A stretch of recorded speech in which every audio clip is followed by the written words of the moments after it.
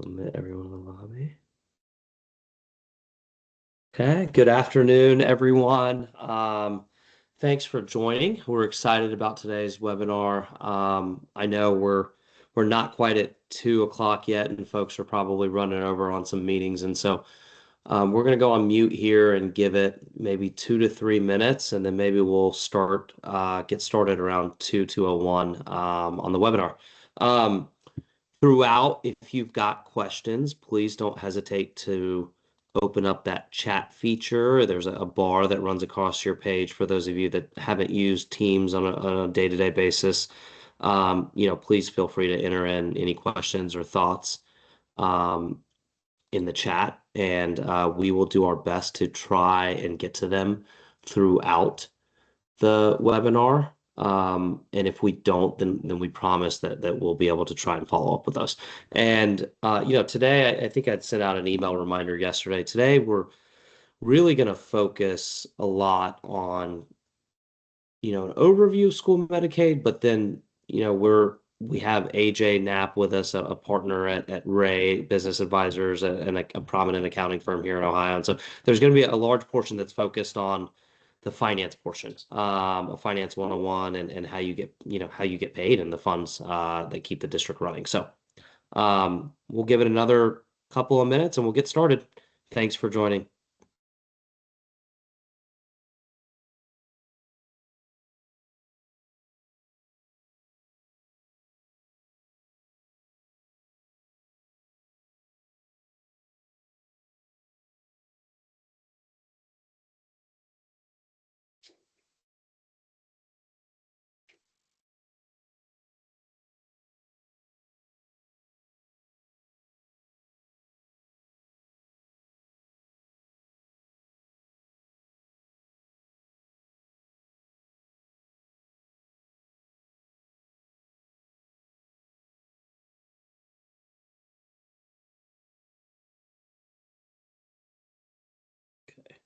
Just give it another minute or so and then we'll get going.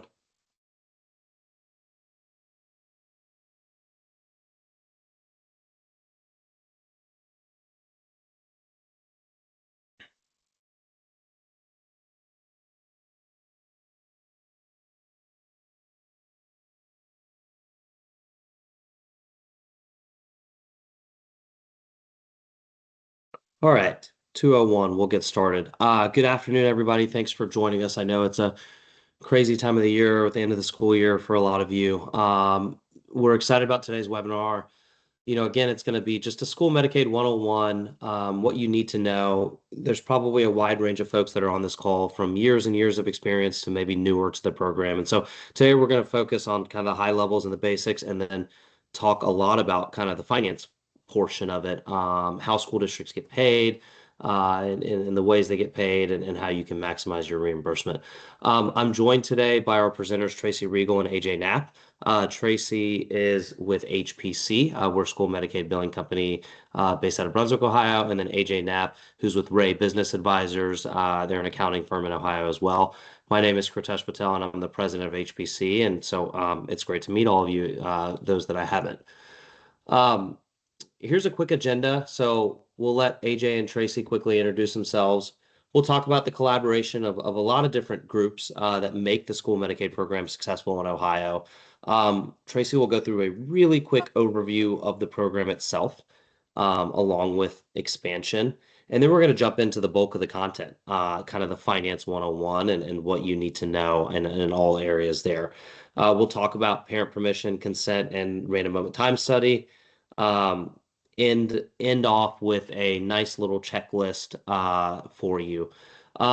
This session is being recorded, and we will send the recording and the materials out at some point next week. So please don't feel free to take all the notes. If you can't get to it, you'll have access to the content in the recording. This is the last webinar, at least for a couple of months. We'll kick back off in August, but we have recordings of all the rest of these. If you want to go back and watch, please feel free to send me an email directly, and I'd be happy to send you the link. Okay, let's get into introduction. So Tracy, do you want to kick it off really quickly and introduce yourself? Sure. Thank you, Kritesh. My name is Tracy Regal. I am the Vice President at HPC. I have been with HPC for over 30 years and working with school districts in the state of Ohio and assisting them in obtaining their Medicaid reimbursement. AJ? Yep. So do a quick introduction. You can read on the screen there, but AJ Knapp, I'm a principal at Ray. As Kritesh mentioned, I'm located in our Millersburg, Ohio office. Started in 2010, got involved in 2012 in the Medicaid school program. One of my fellow principals, Zach Morris, and myself heard about it, started asking questions, got involved, had no idea what we were getting into, and here we are 15 years later. We do about 380 school district AUPs annually. Thanks. So, for the rest of the webinar, you're in good hands with a lot of combined experience between AJ and Tracy. So, um, okay. Why don't we talk about, just before we get into the content, the collaboration between the Ohio Department of Medicaid, LEAs, a lot of you on the call, billing vendors across the state, and then the accounting firms and the roles that each of them play. Okay. So we're going to talk about and how we all work together in collaboration. The Ohio Department of Medicaid oversees the program for the state of Ohio. They collaborate with the school districts, public health departments, and other stakeholders that are invested in the program. They are responsible for implementing the program, and that means they oversee the rules and regulations as well as setting the agreed upon procedure engagement letter guidelines, and they will also be reaching out to do some new work. They oversee the random moment time study, and they're also going to start implementing some quality assurance for the school districts. So really, they oversee the whole program now. The school districts are responsible for making sure that the supporting documentation is stored. So making sure that the providers are documenting the services that they see, identify which providers should be on the random moment time study, make sure all documentation is stored for the appropriate amount of time for an audit, and collaborate with the billing agents to make sure they're maximizing their reimbursement. As a billing vendor, your billing vendors really are responsible for providing you with a system to have your therapist document. The billing agent also will submit your billing files to the Department of Medicaid, so they'll submit it and reconcile the billing for the school districts. They also assist with the random moment time study coordination participant list that's due each quarter. They will also work on the Medicaid eligibility rate. So each year they do assist the school districts with obtaining that information and submitting it timely, as well as work with the Department of Medicaid and other stakeholders on the program to make sure school districts are aware of any updates and changes. And then AJ, the accounting firms. Yep. So, as the accounting firm, so for a school to participate in this program and receive reimbursement, it's actually an Ohio Administrative Code as an oversight piece that they have to contract with a CPA firm to complete an agreed upon procedures engagement annually. So that's where we come into play. We contract directly with the school district to complete the agreed upon procedures, which is done annually, like I mentioned. So we conduct that in accordance with Ohio Administrative Code, as well as basically Ohio Department of Medicaid as an oversight agency develops the procedures that we're required to complete. So, every year we're working through those with the school. We collaborate though a lot with Ohio Department of Medicaid, the billing vendors, obviously as part of the process to get the information that we need. As part of our procedures, we're preparing adjustments if there are any errors, reporting any findings back to the school for improvement. And then again, just providing recommendations for improvement also within the ODM. So over the years, we've had a great relationship with, first it was Ohio Department of Education and Workforce, and now Ohio Department of Medicaid to really tailor the procedures to fit the goal of what this program is. So that's where we come into play. Great. Thank you both. There's 4 different entities that really all have to work together to have a successful program generally across the state and across the LEAs. So, Tracy, I know we're not really gonna talk about just the program in depth today as much as the finance stuff, but do you want to just give a quick overview of the Medicaid school program in Ohio and Sure. expansion? Sure. So the Ohio Medicaid School Program allows school districts, community schools, state school for the blind and deaf to seek reimbursement for services that are provided to um, students that are on an IEP or a school service care plan. It also provides for some other additional services like health screenings. So the eligible service areas are occupational therapy, physical therapy, speech, audiology, nursing, behavioral health services, and transportation.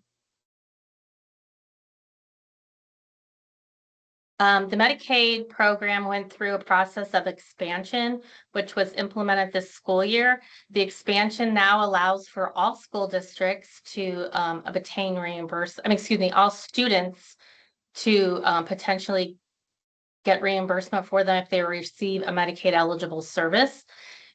And also the program has now identified additional providers. There's actually 7 different provider types that could potentially bill and document for services in the school district if the school district employs them. The Department of Medicaid also approved additional CPT codes for all service areas. So there was an increase to mostly the nursing and behavioral health service areas, as well as the school districts now can document for students, as I said, for all students. If there's not an IEP, there's a new care plan that has been created by the Department of Medicaid that would support the billing for Medicaid in the school districts. And also there were some changes this year to the random moment time study. The most important one is that the school districts now must participate in 4 quarters instead of 3, as we did in the past. And also the school districts are actually asked to be more directly involved in the process. So everyone should be you should be certifying your random moment time study participant list by Friday. And that will be for the first quarter of next school year. Also, there is a response time to the moments that was shortened. Providers, if they are selected for a moment, in the past they had 5 business days. Now they only have 2 business days to comply, which is 48 hours. So you do need to make sure that when a therapist does receive a moment, they do respond and respond quickly. That's great. I think that the biggest opportunity that we've seen across the state as it relates to expansion is just doing an audit of your own school district to understand, are there any providers that are eligible that we haven't captured before, that we can be including, right? Which are additional costs. And a lot of, sorry, we found that probably the biggest opportunity is school districts who haven't been billing nursing in the past. If you haven't been billing nursing in the past, I mean, that's a very big opportunity that you could have been doing before expansion, but just maybe use this as a great excuse to be able to add nurses and be able to kickstart that. So those are the 2 kind of bigger opportunities that we've seen school districts take advantage of very recently. There is one question on this chat, Tracy, before we get into the bulk of the presentation, which is Finance 101, are the new service providers, school services plan of care, and CPT listed somewhere like on a website? Yes, on the Ohio Department of Medicaid's website. And we also put together material on those kind of areas as well. So we've got lists of those as well. Happy to send, if you just send me, I'm going to put my email in the chat. If you just send me an email, I'm happy to just send you direct links and materials that will answer all of those questions for you. The new service providers, a copy of the new school service plan of care, and the list of CPT codes. Okay, let's jump into the bulk of the webinar today, and hence, also why we have AJ here as well. It's kind of the Finance 101. And so, I think we've got a wide range of audience members here, but today we really want to talk about how are school districts getting paid, and in what forms are they getting their money, the crucial reimbursement that you need to kind of keep the programs going. And so we're going to do a few slides on this, and we'll start with just the general cost reimbursement model. Yep. So just the basic outline of how the school is getting paid, as Kritesh mentioned. So the main thing to remember with this program and how you get paid is it's a cash basis cost report. So it's when costs are actually paid, not when they're incurred. So that's an important thing to remember. And then also it's a cost reimbursement program. So I know one of the things that we saw on the previous slide where there's some new billable services allowed with expansion, right? But say you already have a salaried speech therapist that's providing a lot of services, their full cost is on the cost report. If that, if you're like, oh, let's provide more services, have them provide 100 more claims throughout the year, that's actually not going to get you any more money in the grand scheme of things when you look at it, because it's all cost-based reimbursement. So where the interim payments come into play, so that is based on the actual claim submissions, billings, and payments, but that's really just a cash flow mechanism. I know they've done that over the years to kind of balance out when the school's getting the cash, and also from a budgeting perspective for ODM, it helps them to be able to not have a big cash hit, within a couple months of the year. So that's really where the interim claims come into play. But again, it's a cost basis model. Everything's based off your cost when you're getting reimbursement there. So at the bottom kind of goes through the allowable cost calculation. The important thing to remember is it's not a one-for-one reimbursement. So for every dollar, you're incurring in costs, you're not getting a dollar back in reimbursement. This program would go extinct if that's how it was formatted, to be honest with you. So, you ultimately start with whatever costs, the school incurred and paid during the school year, whether that was salaried employees, outsourced, third-party vendors. The first thing it gets factored in is random moment time study, which currently for the fiscal year 25 cost reporting period, which is what we're working currently on the cost reports and AUPs for, only applies to salaried employees. So that's really determining, okay, of a salaried employee's time, how much was actually spent with students, providing direct medical services versus administrative activities. Because ultimately the goal of the program is to only reimburse for direct medical activities to Medicaid eligible students. Now, with expansion, I'm not going to go too much into it. I know some of the previous presentations probably talked about this, that some of that's going to get applied to contracted costs in the future as well. But what we're not going to go in depth on that in this presentation. So the next thing, and one thing to say about the random moment cost time study, so that percentage is a statewide rate. So that's not individually for your school district. Every school utilizes that same rate across the board. Now, the Medicaid eligibility rate, that is a school by school percentage that's factored in. So that's really determining, okay, out of your students, how many of them are IEP eligible or on an IEP, then how many of them are Medicaid eligible. So again, really factoring down to, of those total costs that somebody was paid, how much was related to Medicaid eligible students on an IEP. And then the FMAP and FFP, those are both federal percentages. And it's really boils down to how much the federal government's reimbursing for the eligible Medicaid expenses. So that, again, that is a rate that's set for everybody across the board as well, not school by school basis, but statewide, that factors into it. So once you go through all those steps, start with your initial costs, factor all these things in down, that's when you get to your actual reimbursement that your cost settlement will be. Right.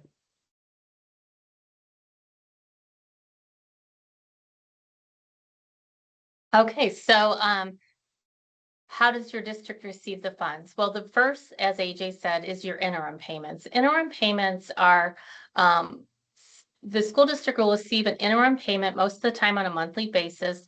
And that interim comes from the documentation that has been completed by the service providers. So when a service provider provides a service to a student, they will document the service.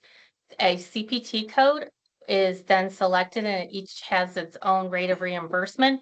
And that is how the school district will get reimbursed based on the rate for the service that they provided. The reimbursement is only going to be for students who are Medicaid eligible and have parent consent. So providers do document for all the services they provide. Students go on and off Medicaid frequently. So you document, and when we get a Medicaid number, we can submit that in, and potentially a school district can get reimbursed.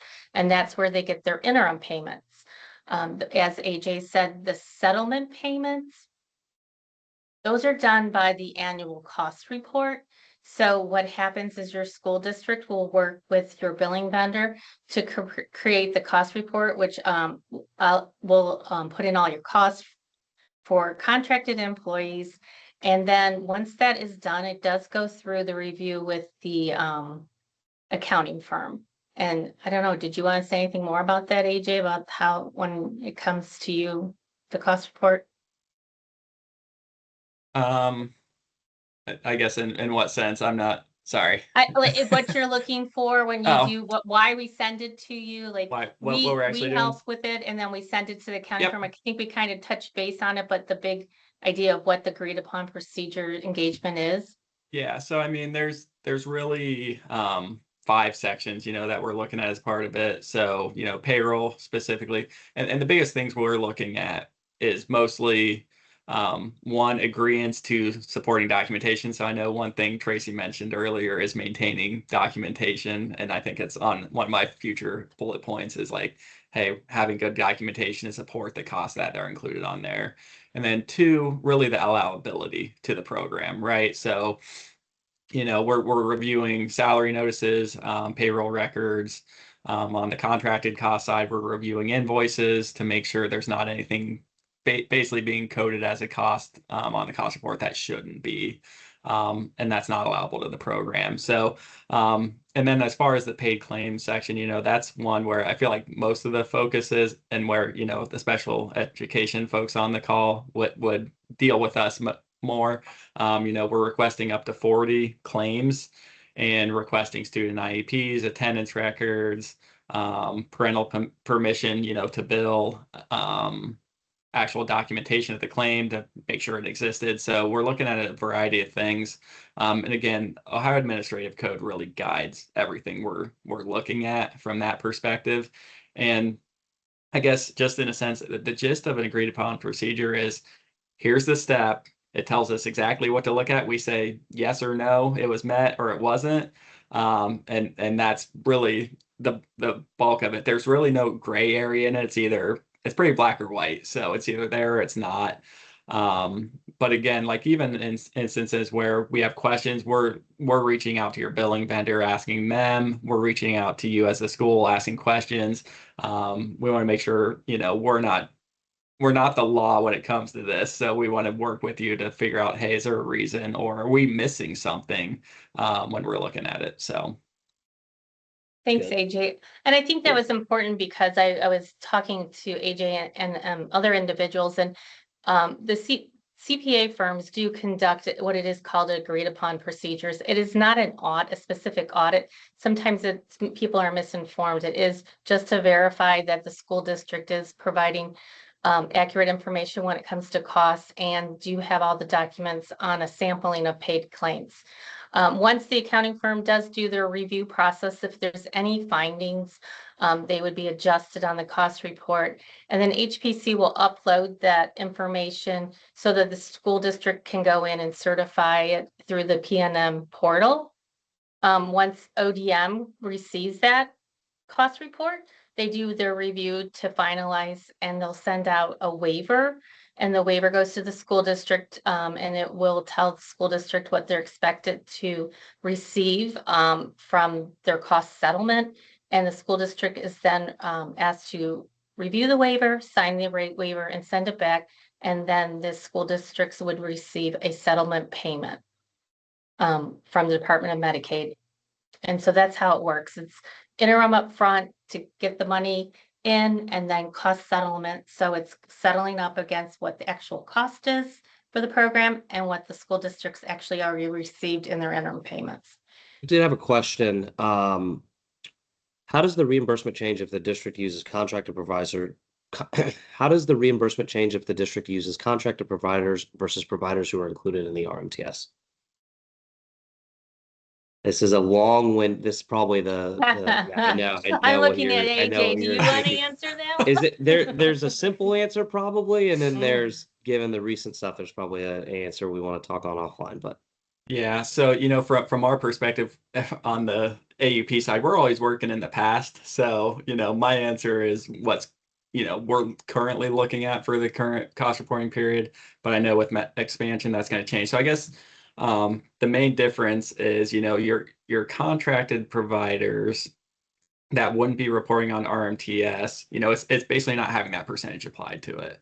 So, and Tracy and Kritesh, you guys would know what the current RMTS percentage is better than I would. Is it 50, right around 50%? Or You know what?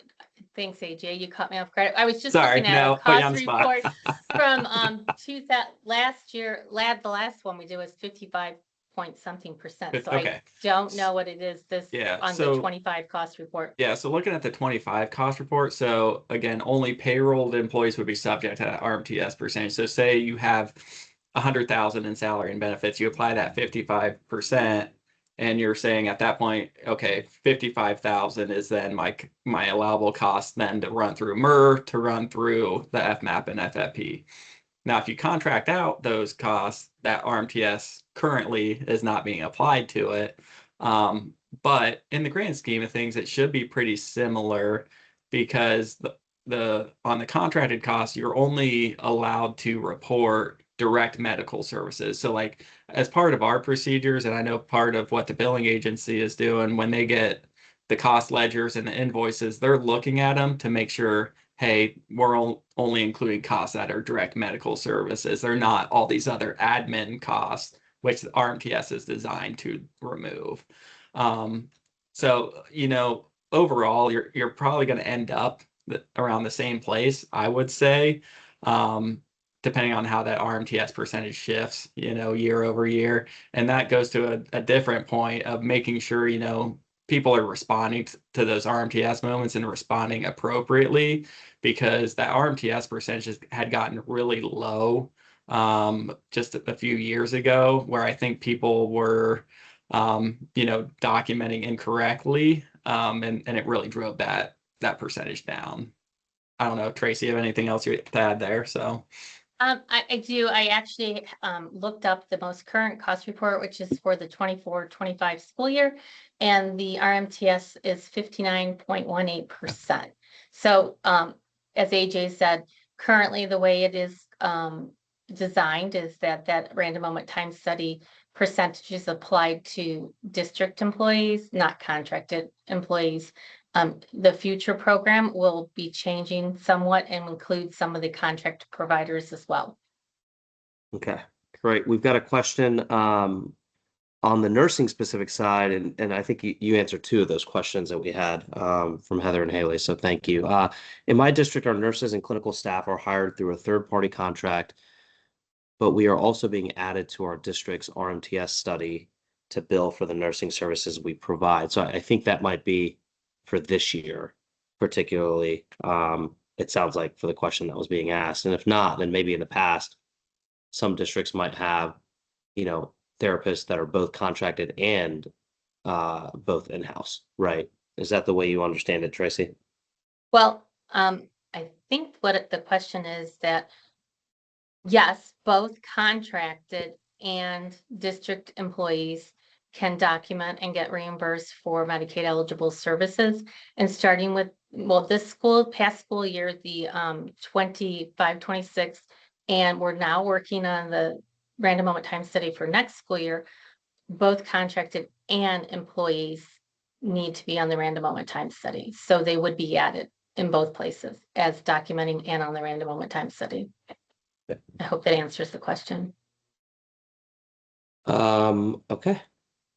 Let's go to the next. I think those were all the questions we have in the chat. Cost reports, indirect cost rates, and MER. Okay, so these are three big components of the program. This is kind of just an overview of when they're due and why they're necessary. The cost report is an annual cost report that is required to be completed because the program is based on a cost. It's a cost settlement program. You do reconcile with the school district's interim claims to your actual cost, as we discussed.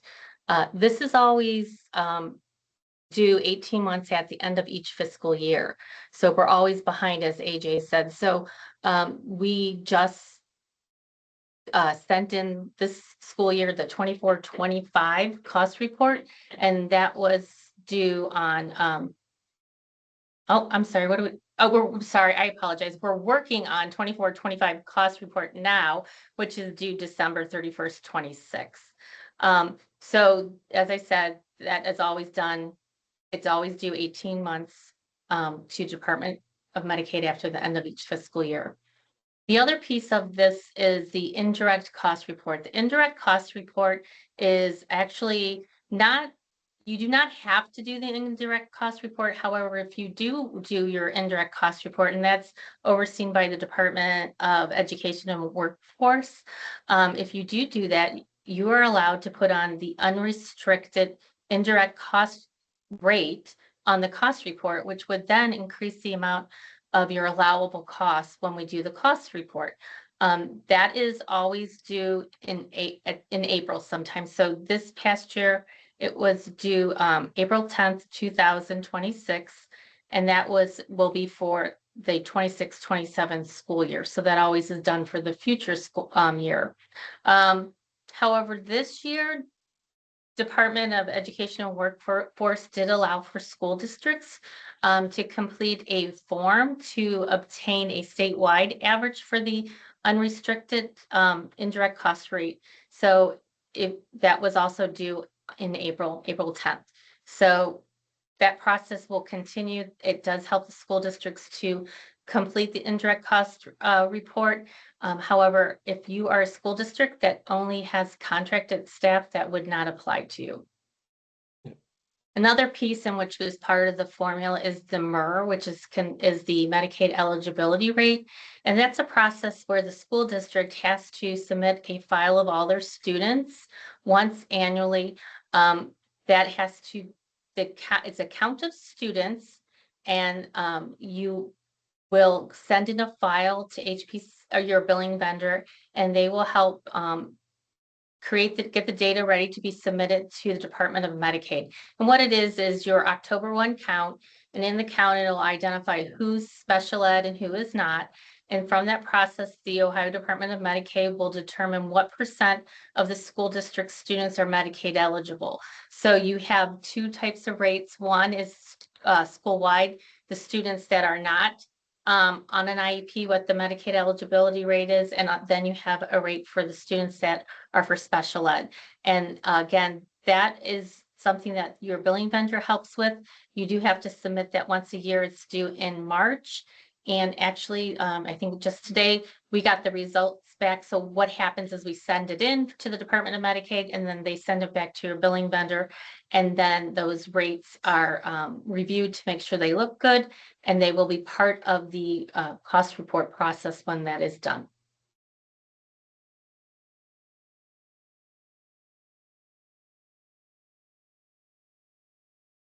So within the last couple months, I had a call with Matt at Ohio Department of Medicaid, and he filled us in on a pretty exciting initiative that, at least that I think is exciting.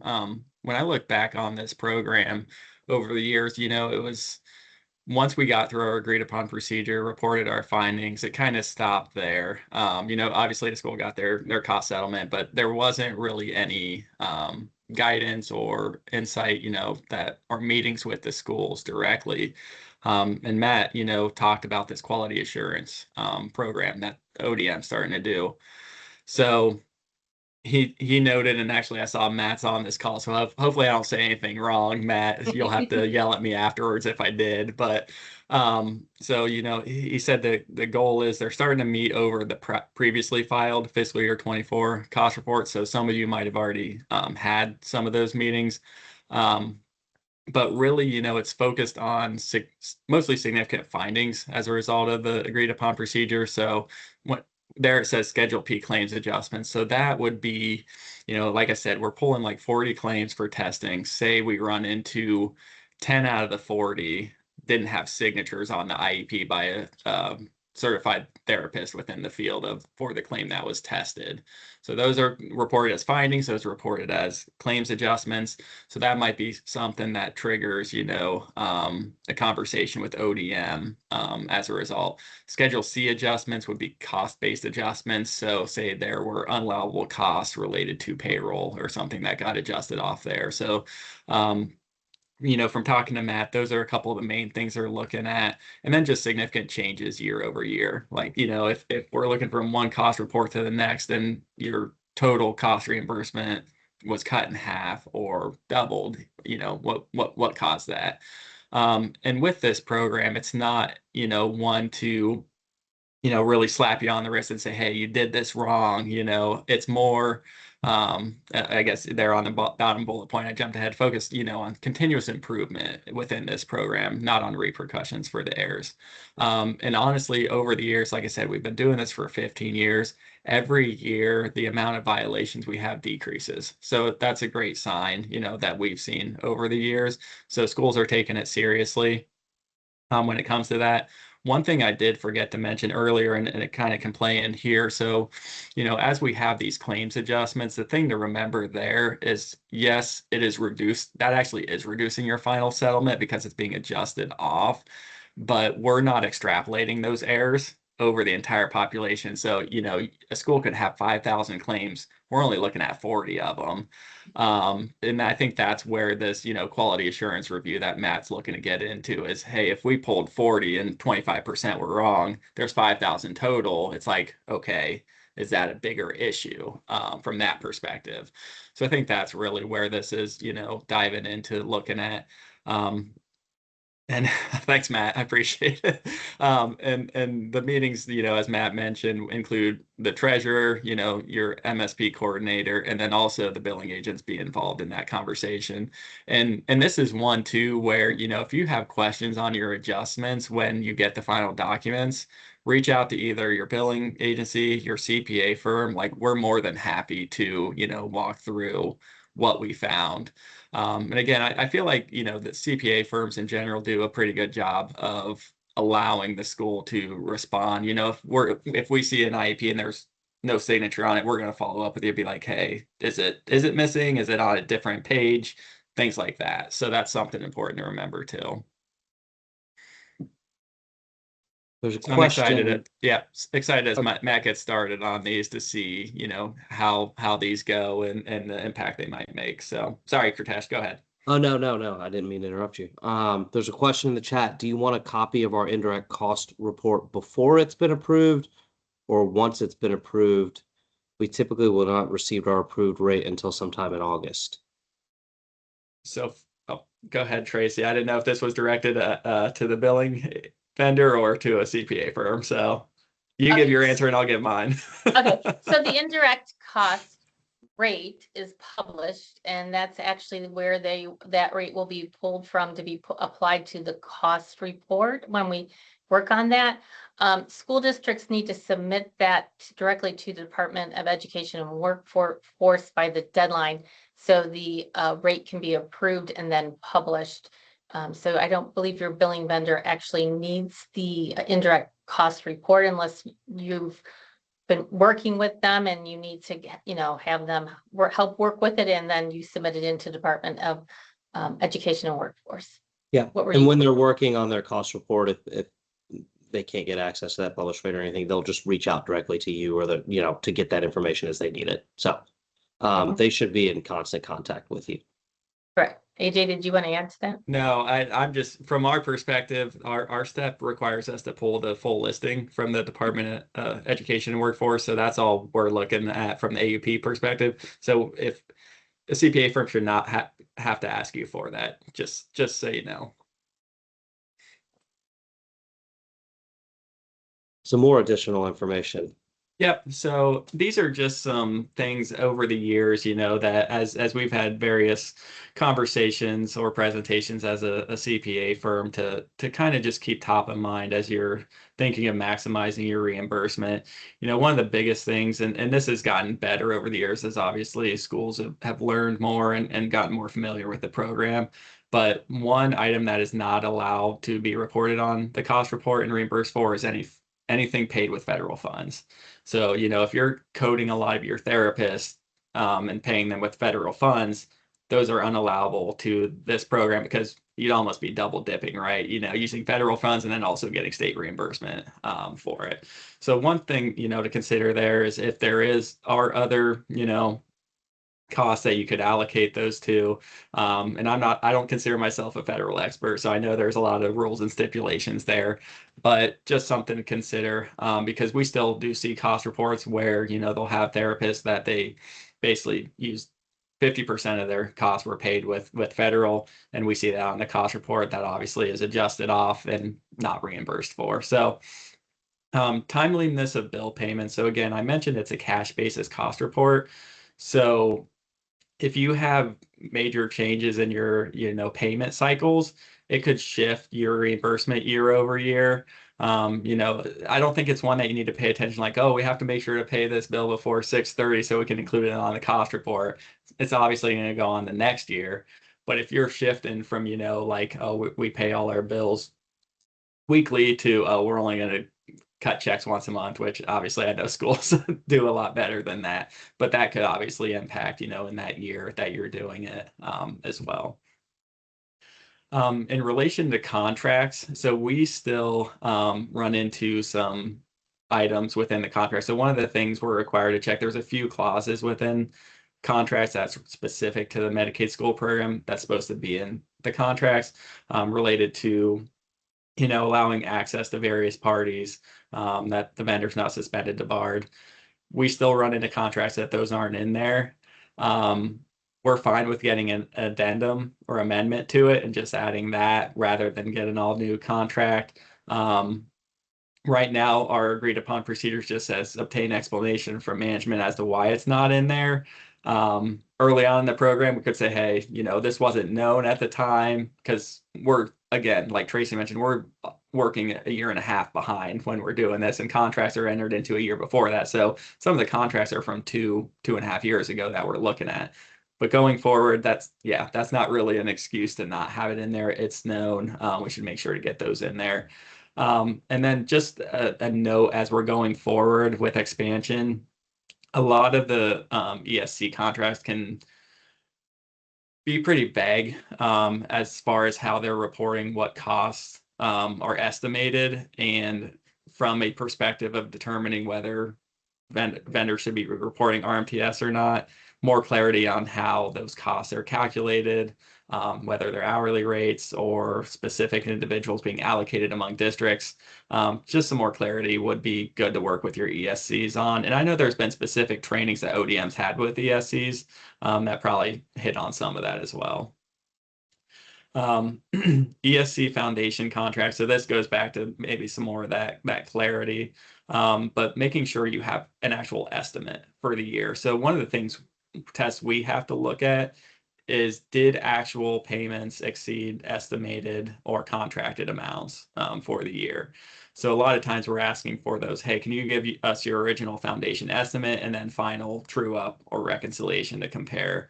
So just making sure you're maintaining those and having those as you enter into them.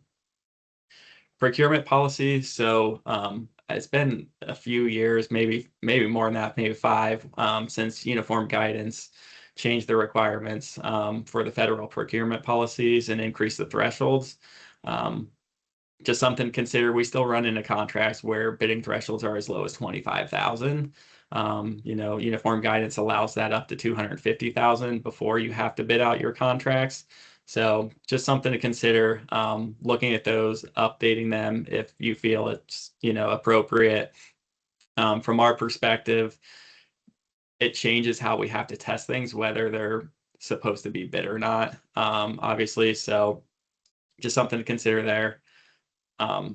Support of vendor selection. So this is another one where we're required to, if it's over 250 or your bidding threshold, hey, you should have documentation to support those bids and selection of the vendor, unless it's an ESC. That's one of the outs there. Then anything that falls into the below that threshold, but between your micro purchase and your bidding threshold, small purchase threshold, most of them say you should be getting either 1 to 3 quotes. If not, we need explanation why not. A lot of times it's, hey, we've used this vendor for years. They know our students, they're established. We've kind of like looked out in the market, costs are comparable. That's fine, and we're at Ray, at least we're sending something out. I think most of the other CPA firms are also probably sending something out asking some of these questions, but just make sure you're ready to answer those questions and have good reasoning why you chose your vendors that you did.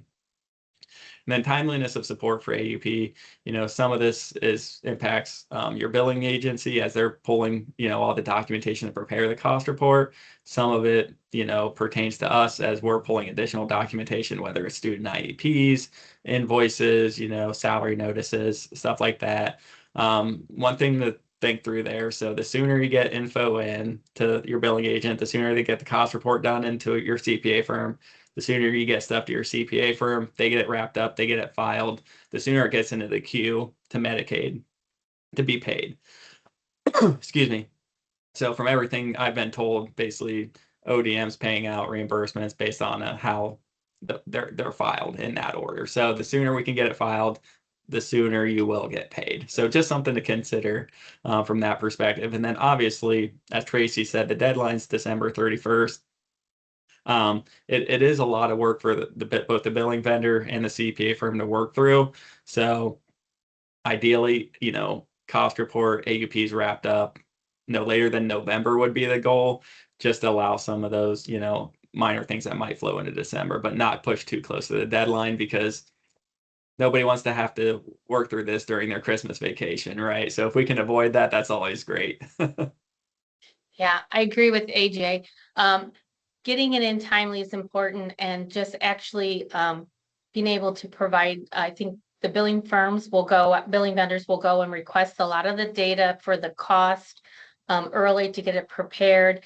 And it is important and it is required. You do have, if you're participating, you must complete the cost report, and it does need to be in by the due date. And as AJ said, it's better to get it done sooner than later, so then you can get reimbursed sooner on your settlement. AJ, I do have a question on the contract clause piece. I remember Yes. that becoming I remember when that was like something that we talked about it a lot for a couple years in a row, and then I actually haven't heard about that again till today. Do we have we share or can give Kurtesh something that he could share if people want what that needs to look like on their Yeah. contracts? Yep. Okay. Yep. Definitely. Yeah. It's really just 3 bullet points that need to be in there, and it's really word for word with what it says in our agreed upon procedure. So I can send something of what those 3 look like. Maybe an example of a contract that shows it, and then even an addendum that we've seen where they can add it after the fact. So, yep. Okay. Perfect. As long as it's in there before we're testing it, we're fine with that. So that's where the addendum can make sense. Okay. Okay. Let's talk about P&M. So PNM is the Provider Network Management Portal. The portal is used to actually, when you go in, if you're a first-time Medicaid provider for a school district, that's where they will go in and do their application to apply to become a Medicaid provider. And then it's actually a process where the cost reports do go in and get uploaded, and school districts are required to go in and certify the cost report once it's uploaded. So it does have a lot of purpose for the school district. Not only that, every school district becomes a Medicaid provider, and then every 5 years you do need to go in and revalidate so that you can continue to participate in the program.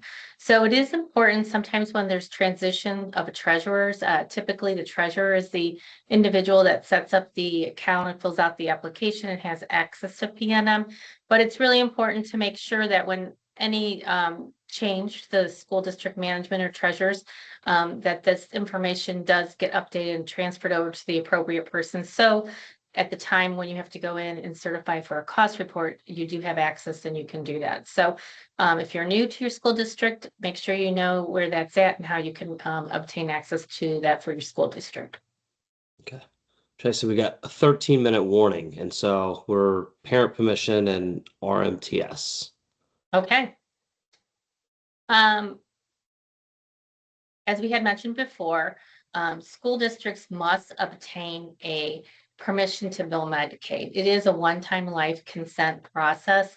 So billing cannot be submitted to Medicaid unless parent consent has been obtained.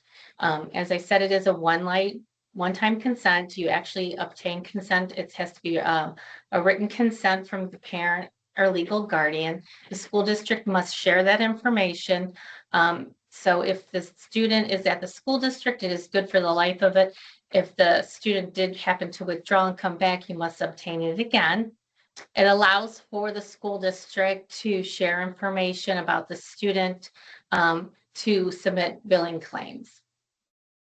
If the student does not have parent consent obtained, then the billing agent and school district, we cannot submit the claims that were documented until it's obtained. Regardless if parents sign for parent consent, the services still must be provided to the student regardless. Someone in the districts- chat goes, our district has been having us get consent every year at every IEP meeting. Tracy, do you want to talk to that? Because I know it's one-time lifetime consent. Right, so it is a one-time life consent. You do actually, that is what federal Medicaid allows. However, the school district must go ahead and notify the parents, and an annual notification process must be in place to let the parents know, or legal guardians, that the school district participates in the program and that they have the right that if they change their mind, they can opt out and they can revoke access at any time. Every Right. school So district. while you're not getting consent every single year, once you've had it once, the annual notification does need to go out. That is correct. And Yep. I will say that while school districts may know it is a one-time life consent, to answer that question, that would be something I would go back to your administration. If that's what they're asking you to do, there may be a reason why they want you to do it. However, the rules for federal Medicaid is one-time life consent, and annual notification must be shared. Right. The next is random moment time study. There's been a lot going on with random moment time study this year and a lot of changes, and schools are trying to adapt to these changes, especially since the school districts are now asked to actually go in and do the certification process, which means you have to have a designated random moment time study coordinator and access to a portal. So it's really important that you understand this is a requirement that federal Medicaid has set for school districts that participate in Medicaid, especially because it is a cost reimbursement program. The results do directly impact the reimbursement that all the schools receive statewide based on the responses. Key requirements: each quarter, school districts must submit a list of participants that are participating in the school Medicaid program, whether it's for direct services, which we've done all these years. The new one is called MAC. It's Medicaid Administrative Claiming. I know that we were trying to get some people involved in this new process. However, not that many individuals submitted for the MAC program, so they're not doing it this quarter. You should check with your billing vendor or Department of Medicaid to get more information about that. However, you do need to make sure your school district has the participant list submitted for each quarter, and the quarters are listed there. That participant list is for district employees and contracted staff. What will happen is that your billing vendor currently is working with the school districts to obtain all the information, and we submit it to Department of Medicaid, Solix, the billing vendor, and then they'll upload that information. Once that's uploaded, the school districts will go in and certify what was sent. When you go into certified, the ESC providers will not be there. You will not see them because the ESCs, they submit their own separate list. So if you have ESC employees, you will not be certifying that when you go in through the certification process. Part of the random moment time study participant list, you must have a schedule for each participant. So you need to have an exact schedule of when they will be in the school district providing a service. And also the school districts this year had to go ahead in and complete an annual non-working calendar, the days that the school district's not working. So that has to be done, and that has the billing vendors used to do that in the past, but it did start this year where the school districts have to complete that process. It's important to make sure that you include all the providers each quarter. If someone's not on the random moment time study for that specific quarter, you cannot claim that individual's costs for that quarter. So that would impact the amount that is on your allowable cost when you do the cost report. The moments that do go out each quarter, it's important that the responses are complete responses and that moments are not missed, because this does affect the random moment time study percentage, which will lower that for everyone across the state. Okay. So that's random moment time study. So I'm going to quickly talk through and we'll send this out. This is a detailed kind of checklist on some collaboration for your school district, but Tracy, I'll let you run through this. Okay, so it's really important that while your school district participates in the school Medicaid program, that you are collaborating amongst yourself as a team, including the treasurer, your special ed director or pupil services, that as a team, you're collaborating on who are we including on the random moment time study. Make sure that whoever you're including, look at, as AJ said, look at the federal funds. Are you paying them out of federal funds? Should you want to include them? If they're paid 100% with federal funds, they would not be on the random moment time study and should not be participating. So please watch and collaborate with yourself as a team, as a school district, to say, let's make sure we have all the appropriate individuals participating and paying out of the right funding sources. The other thing is, when you goes to random moment time study, work together to make sure that before you certify, that every staff member that should be on there is on there. Obviously, the first quarter is going to be difficult because you don't know if someone's leaving. We understand in the summertime, there's a lot of retirees, people leaving school districts, new people getting hired. Those individuals may not get on the first quarter. However, you do want to make sure that they are included on the second quarter. The other thing that you want to do is make sure that between the two areas is that you work together to set clear expectations of documentation. Documentation is required to be completed to participate in the random moment time, so individuals that are participating, they must be on the random moment time study and also document for their services. So you want to make sure that the providers are documenting. Providers that do not document cannot have their costs put onto the cost report. So make sure you set clear guidelines, the due dates of when you want that to be done, and hold them accountable, for your providers accountable for that. Make sure the school district understands that you do have a record retention process in place. All of the records are to be kept for I believe it's 6 years or until an audit's adjudicated. So you do want to make sure you have access to all of those documents that support all of your Medicaid documentation, like your IEPs, ETRs, the new school care plan, attendance records. Those would be pulled at any time. Especially make sure you have the provider's notes, that are the daily notes. In case you have an audit, you do need to have those. You should also be working with your billing vendor. Make sure that you're working to find trends and see where you're missing people, or make sure that if you're missing parent consent or addresses or anything that's preventing an encounter from potentially being reimbursed, make sure you're following up, and also work with your billing vendor to identify any more opportunities for you to receive potentially more reimbursement. There's a question in the chat. Are there specific trainings to help the district determine what billing codes are most advantageous for the district when there seems to be an overlap between codes? The way I would answer that one is, I think it's important to work either directly with your billing agent or the Department of Medicaid, one or both, to just determine I'm going to change the verbiage here to say the most correct and accurate code to use in the scenario. That it should always be the default and not so much advantageous, if that makes sense. Like if there's a blurred line with a CPT code, it's always safest to ask the Department of Medicaid. If you want to get your billing vendor involved and they can work with the Department of Medicaid, but that question should be, if you want in collaboration with your billing vendor, with the Department of Medicaid to ensure that you're using the correct code. Tracy, anything And to add there? yeah, I was going to say the CPT codes really do have a good definition.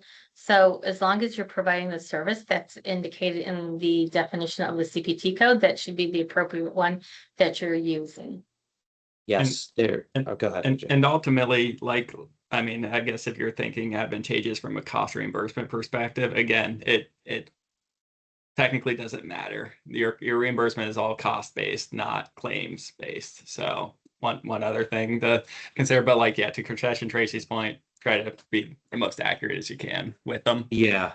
Yeah, it's the cost reimbursement part, but I just from a compliance standpoint, Yep. agreed, AJ. Just, Hmm. if when in doubt, it's always better just to check with your billing vendor or the Department of Medicaid just to make sure you're coding it correctly. Because the last thing you want to do is guess and then keep coding it incorrectly, and that's not a great situation. So And I will say that all the CPT codes are approved by the Department of Medicaid. They are aware that these codes are being used in a school setting and they still have them approved. So there is a list of the CPT codes that in the description. It's not about how much the school district gets reimbursed for every code, as everyone has said. It's really about what you're doing and how it applies to the student's either care plan or basically what the therapist is doing. So that's important to review that information.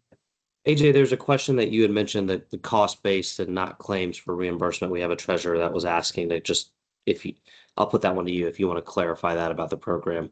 Yeah, so ultimately, your total reimbursement is really based off the costs that are reported on the cost report. So obviously those are, to be able to be reported, you have to have claims, to support them, to be included on there. But ultimately your costs are what drive your reimbursement, not the claims themselves. So, whether a claim is reimbursed at $57 versus $30 ultimately doesn't matter for your total reimbursement. That will impact your interim claims that you get. But again, those interim claims are just a cash flow mechanism really to get the money earlier. And then so really the way it works is like, okay, the cost calculate, here's your total reimbursement for everything. Subtract out what you already received in interim claims, and that's where your final settlement comes into play. So Yep. Okay. Thanks. I know we're right at time, so we've got one more content section, maybe a quick flyby, Tracy, on Mac. So as we mentioned before, Medicaid administrative claiming was to be kicked out off this first quarter for the school year. And that allows for the school districts to provide a list of participants who are providing services on behalf of students and families to access Medicaid eligible services. Department of Medicaid did share a list of potential positions that would apply for. If you're interested in it, it is a potential revenue source for the school district. It is based on it'll be a separate random moment time study percentage for the MAC program versus the direct services. So I would suggest reaching out to your billing vendor or the Department of Medicaid to get more information about that.